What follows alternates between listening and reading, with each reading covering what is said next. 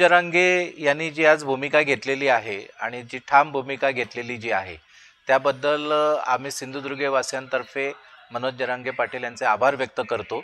कारण एक असा प्रामाणिक लढवय्या आहे जो कशाचीही तमा न बाळगता आपल्या प्रकृतीची सुद्धा तमा न बाळगता या आंदोलनामध्ये तो आहे। त्याच्यामुळे एक विश्वासार्ह नेतृत्व आज मराठा समाजाला मिळालेलं आहे आणि मराठा समाजाला ही आरक्षण ही काळाची गरज आहे।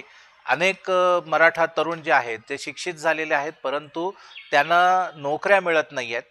काही मुलं चांगली हुशार आहेत परंतु आरक्षण नसल्यामुळे किंवा आरक्षणामुळे त्यांच्या शिक्षणाची संधीसुद्धा हुकली जात आहे। अशा परिस्थितीमध्ये मराठा समाजामध्ये मोठ्या प्रमाणात बेरोजगारी आहे। मराठा शेतकऱ्यांच्या मोठ्या प्रमाणात आत्महत्या जिथे तिथं होत आहेत। माथाडी कामगारांची संख्या जर बघितलं तर त्याच्यामध्ये बहुसंख्य मराठा समाज आहे। म्हणजे अशा स्वरूपाची हलकी कामं करावी आज मराठा समाजाला लागत आहेत। त्याच्यामुळे अशा पार्श्वभूमीवर मराठा संघर्ष नेता मनोज जरांगे पाटील यांनी घेतलेलं जे आंदोलन आहे त्या आंदोलनाला सिंधुदुर्गवासियांचा पूर्ण पाठिंबा आहे। सिंधुदुर्गामध्ये गणेशोत्सव हा घरोघरी साजरा केला जातो, मोठ्या प्रमाणामध्ये लोक आलेली असतात। अशा परिस्थितीमध्ये आमचा या ठिकाणी असा निर्णय झालेला आहे अनंत चतुर्दशी झाल्यानंतर आम्ही हे आंदोलन पुढे जर चालू राहिलं तर आम्ही ह्या आंदोलनामध्ये त्यानंतर सहभागी होण्याचा निर्णय घेतलेला आहे।